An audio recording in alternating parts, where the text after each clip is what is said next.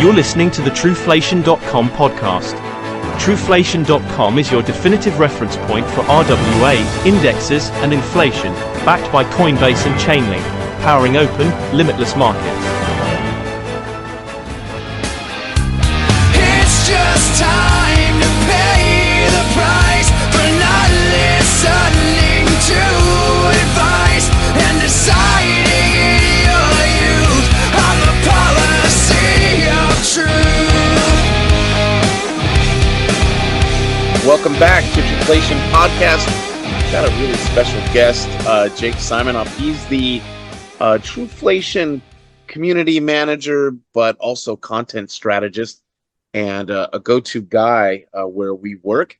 And we were chatting it up recently, and basically he kind of divulged or doxed himself that he'd actually been to Argentina and had some really interesting stories about his time there. And Argentina's been in the news, of course, because of Milei. We've done some work on it out at the site, but it'd be nice to get kind of a boots on the ground take from a few years back from an American, and his general, because he's got the point of view of having lived here and there and all that good stuff. But first off, Jake, thanks so much for coming on, man. Yeah, thanks for having me. Pleasure to be here. Let's kind of start off with, how do you get to Argentina? Like, where do you? What's the Jake lore? Where do you kind of grow up, and how do you kind of get there? I was lucky to participate in a study abroad program through my university. So a little bit about my background: I studied economics and Spanish, and I'd say the cross section of these two is kind of what got me into crypto and eventually shaped my beliefs, and those beliefs are why I love working for Truflation, and yeah. So very nice. And so, how do you get to what part of the U.S. did you grow up?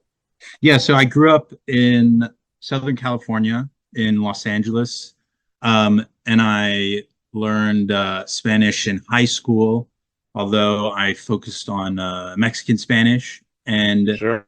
Eventually, I went to school in New Orleans, and as I said, I majored in economics and Spanish, and I was able to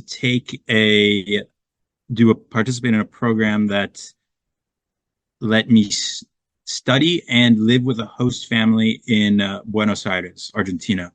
And I chose Buenos Aires not because of their interesting economic situation, but mostly because I like steak, and I thought it would be cool to go to South America.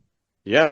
But, upon arriving, I was kind of thrown into this new world where not only steak was very cheap, but also the prices would constantly change. And that's got to be super unusual for someone from, like, one thing that being in the United States kind of gives us is this false sense of economic security, right? Like, we're in this gated society. We're buttressed by two giant oceans. The world sort of comes to us for commerce. Our money, with some major caveats here, works very well. We have very few worries as that is concerned. So once you get to Argentina, you said right away you realized that something was afoot, right? Yeah, it was basically an inside look into like what a broken financial system is like. And it was interesting because, as a tourist there, it's kind of beneficial because your purchasing power is much higher and it just was increasing. But, since I was living with the average Joes, like a middle-class family, I kind of got to see the uglier side of how this affects their daily lives. They're buying less groceries. They're watching the electricity. Argentinian culture is very lively. They're going out less. They're not going to tango shows. So they're just doing a lot less of what makes them in Argentina. That's and a solely great no, point. That's a great yeah, point. The behavioral aspect of it is something we just do not focus on. We're so used to metrics and numbers and charts that yeah, I mean it definitely would change habits. I think I told you this already, but I traveled to the Philippines years ago, and my daughter, my eldest daughter, was commenting about how cheap it is to live there. She thought, and I said it's the exact opposite, and it's sort of counterintuitive. But you phrased it nicely. For you, dealing in dollars, Argentina was on sale. But for the yeah, average Argentinian, that was not the case. yeah. Interesting anecdote that you told me. And I could give you some numbers for my case. So when I arrived, inflation was bad for American standards, but it was nothing like how it is now. But still, I witnessed the peso devalue almost double. When I arrived, the exchange rate was about Wow. 25 pesos to $1. And side note, today it's like, I don't know, 2000 or in the hundreds or something crazy like that. But anyways, I arrived 25 pesos to $1. When I left, I was only there for a single semester, so like 4 months. When I left, it was 50. Now for you, you're balling, right? I mean, like for you, it's great. But Yes. take us kind of in. Well, first let's start with you. Um, did that change your behavior?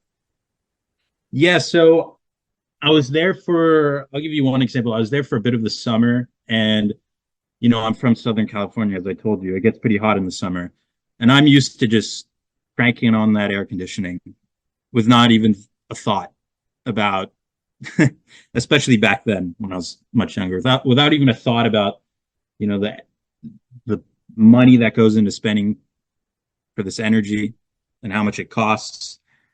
But yeah, when I was doing that there, the family actually got quite upset with me, and they were explaining to me like, no, this is actually really expensive, even though it was like 90 degrees and really humid. But so that was one wake up call into my privileged life, and how that affects and how people's lives in Argentina are different, especially with the devaluing currency.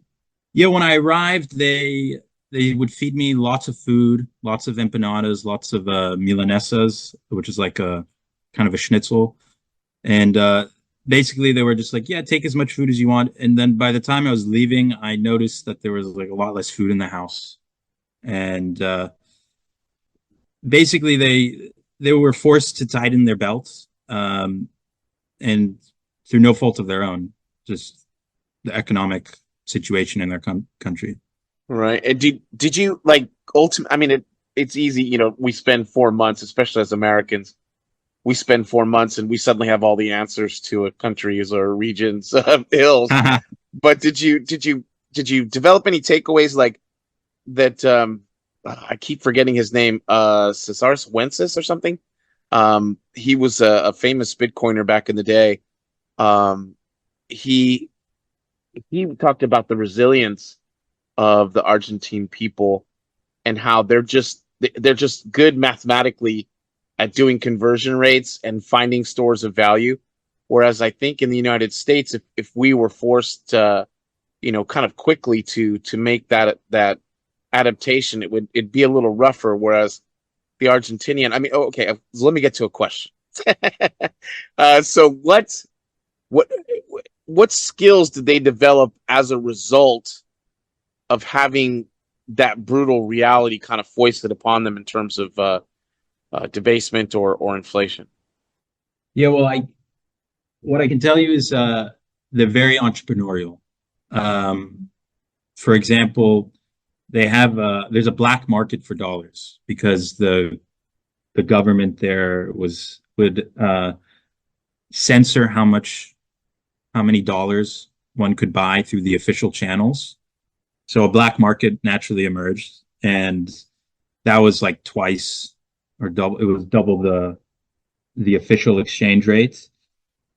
But beyond that, people they generally just look towards the dollar as a store of value, and increasingly stable coins. Did they waste a lot less? Did you find? Like, did they? Yeah, Go ahead. yeah. I mean, they they generally buy things on sale. They would buy lots of food at once because, like, they get paid in a currency that's devaluing rapidly, and inflation is due to inflation.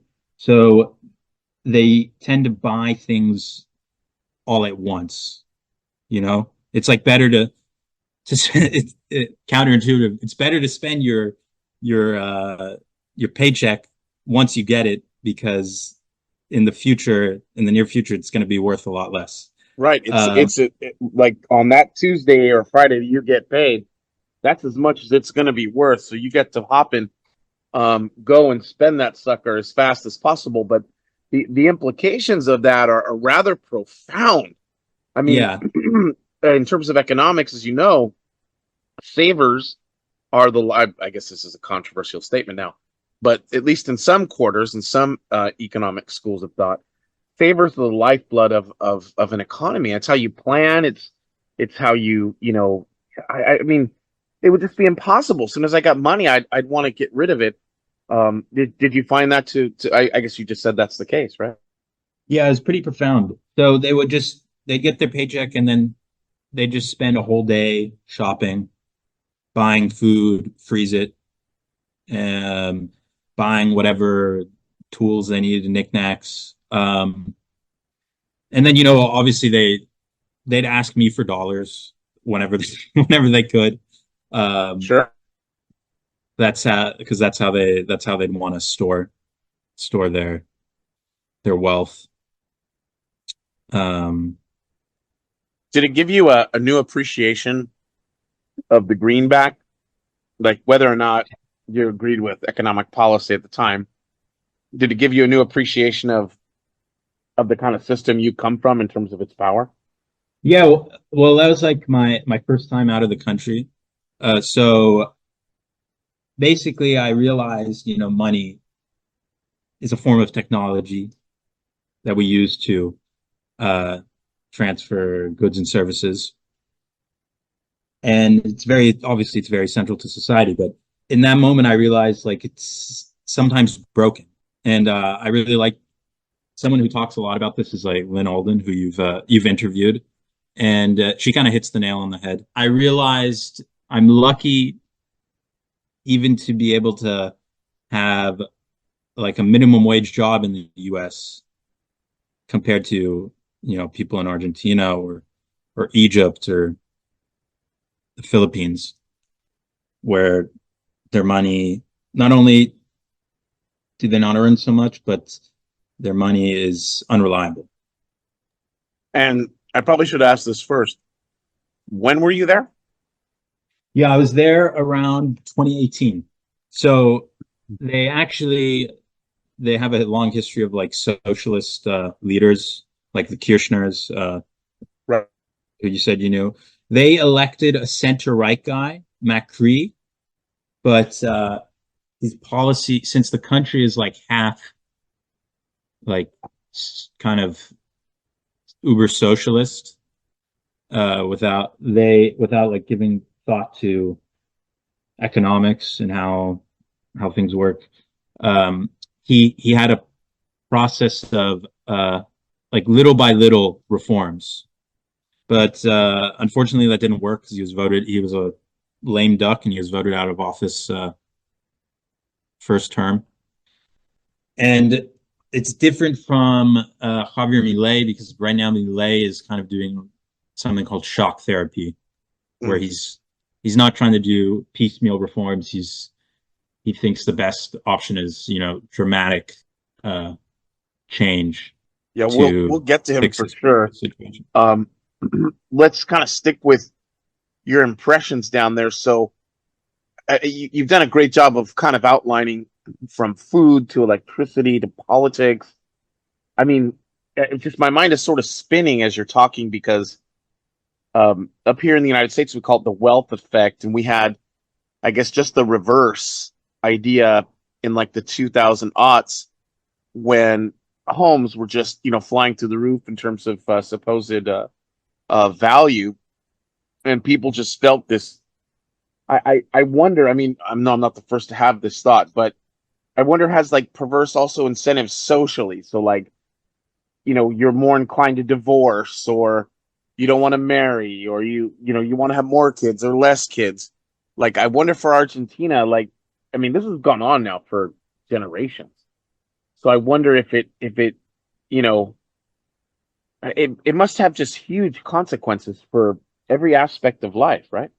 Yeah, I'd say in America, from what I'm used to, I know this is kind of different all around the world, but in the US, we move out of our parents' house around like 23, 25.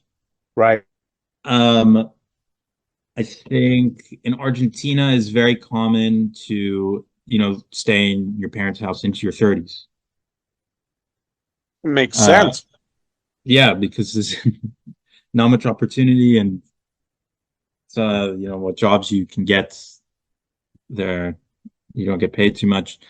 So they also, I think, are marrying and having children. So they're marrying older and they're having children at an older age also.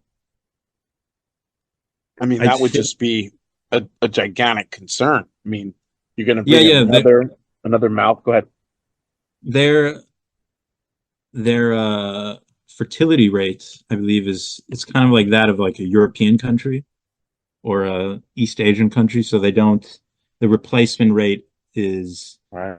is less. I mean, in America, it's the same, but we have a lot more immigration.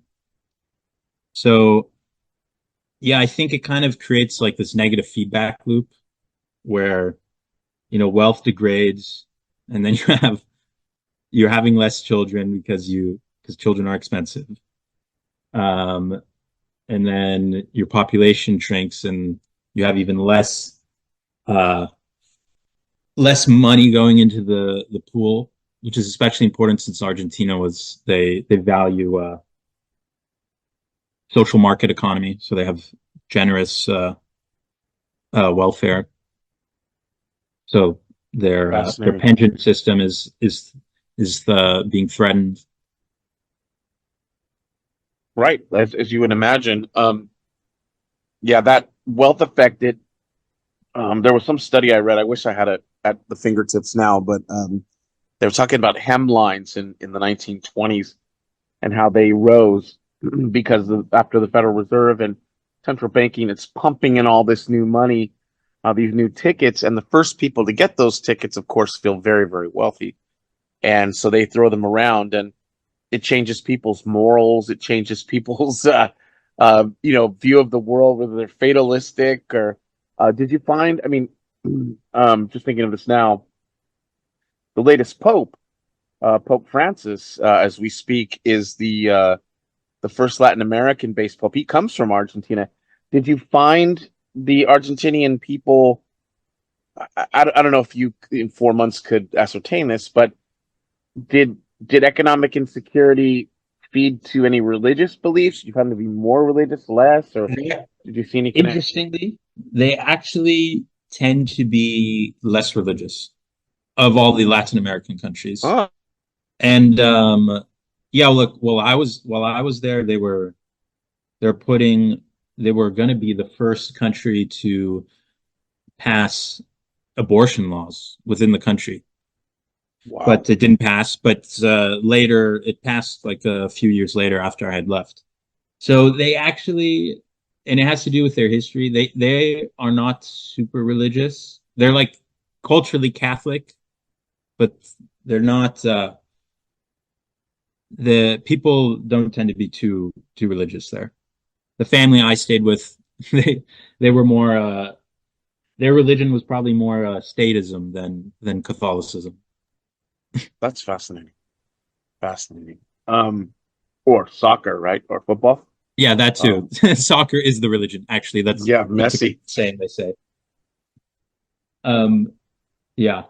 I'd say it goes back to like, maybe you've heard of this guy. His name was Juan Perón. He was kind of like the leader around mid 20th century. He was a bit of a strong man, and he kind of they were a very liberal economy, and before they were extremely wealthy. That's like in the early 20th century. They were, I think, the fourth richest country in the world, um, per capita wise. Uh, but then they had like some coups. This guy took over, and he started having like protected markets. He and he was a bit of a Machiavellian type, so he basically used labor. He raised their wages and stuff, which is good. But I think eventually it created this culture of government subsidies, um, which eventually, there's that led into the Kirchners, and that's led them to be bankrupt and running huge deficits, even though they don't bring in so much money. So I'd say, and to go back to the religion point, he was very anti the Catholic Church. So I'd say you have kind of a dichotomy. You probably have some people, half the people in Argentina are more conservative, economically liberal, and probably identify with the Catholic Church. And then you have a large portion that don't really care for it too much and don't go to church. It's fascinating. Yeah. Okay, so you've been out of the country for a while. Do you still keep in touch with people there? Yeah, so I went to the school there, the Catholic University of Argentina in Buenos Aires. It's funny, I wanted to actually go to the University of Buenos Aires, but they were having strikes because strikes are very common in Argentina. So I'm like, okay, I don't want to wait for the strike to finish so I can start to go to school. So I went to the private school. Yeah, and I made a lot of friends there, and I still keep in touch. Some of them have come and visited me since. And yeah, they just keep me updated on what's happening in Argentina. I think they always tell me that the pints we used to drink are are like 10 times what they were when I was there. And was the turn to Milei more recently, Javier Milei, for those that are listening and may not know, Javier Milei ran an iconoclastic campaign. He just basically, he's an economist and he claims the Austro libertarian, I guess Bitcoiners would be familiar with that, the Misesian tradition, and he even refers to himself as an anarchist capitalist, an anarcho-capitalist. So no one, including myself, thought this guy had a chance, Latin America, just anywhere, but especially in Argentina. And he ran around, not hiding how he felt. He was gonna, rip things out, throw them away, crush government jobs, et cetera, et cetera, et cetera. He had a few famous lines. He had a chainsaw, all that good stuff. And he winds up rather getting elected by a pretty sizable margin. Now it seems like a fait accompli, but someone like you who lived there for a spell and then keeps in touch. Were you shocked by his ascendancy? No, just because I kind of understood the socioeconomic situation of Argentina during his election. I actually wish I bet that he'd win. I was telling my friends that I'm like, this guy's for sure winning. I have no doubt in my mind. And that's because, after COVID, so I arrived 2018, some years passed, they elected the Peronist faction of the society again, and their solutions to problems is kind of just government spending, throw money at it, subsidize everything. And COVID happened, this thing that happened all around the world. Inflation increased, and it increased there, like they were basically experiencing hyperinflation, and the poor were getting poorer. I think about 40% were below the poverty line. And basically it was just difficult for average people to have a normal life, to buy the goods that they love to buy, whether that be meat or go to the football game or whatever it is, having It's the perfect storm for dinner. someone like Millet, right? Because Yeah. they don't have to. My assumption is that they don't really buy into his philosophy so much as they just want change, right? Yes, that's exactly it. So basically, it was Millet who was like this guy who was offering dramatic change, or someone from the incumbent party who would have just offered more or less the same of the status quo. But it's interesting because a lot of people compare Millet to Trump, but there's actually a lot of differences. People say like, oh, he's just like a conservative guy. But I'd actually claim that the only similarities they have is that they have interesting hair, because one, they're both conservative, like socially, but Millet is a hard Austrian school of economics guy. Trump is not. Trump actually increased the deficit. And then another thing, in the US, the supporters of Trump tend to be the older folk. Whereas in Argentina, the supporters of Millet were the youngsters, were the 20-year-olds with like little hope, who desperately wanted change. Just gonna throw anything at the wall, right? Yeah. And he also led like an amazing campaign on TikTok. So I guess he is like Trump in that he was a master of using social media, or the media. Trump might have been more traditional media. And he has, I mean, I've seen the wilder, viral clips of him going crazy and all that stuff, but I've also seen interviews where there's a softer, more vulnerable side to him. And more recently, which I really liked, and I'm sure it's all propaganda, I'm a sucker for this stuff. He doesn't have his own plane. He doesn't fly, he flies commercial, right? Yeah, I can't comment on that, but I wouldn't doubt it. He's a very eccentric guy.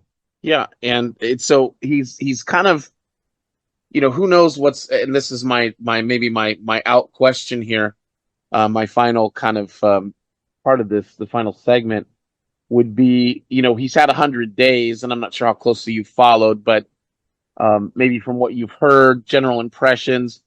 What do you think of Millet? And more importantly, do you think he's got a shot at turning things around for Argentina? Or could this maybe even lead to greater disaster, do you think?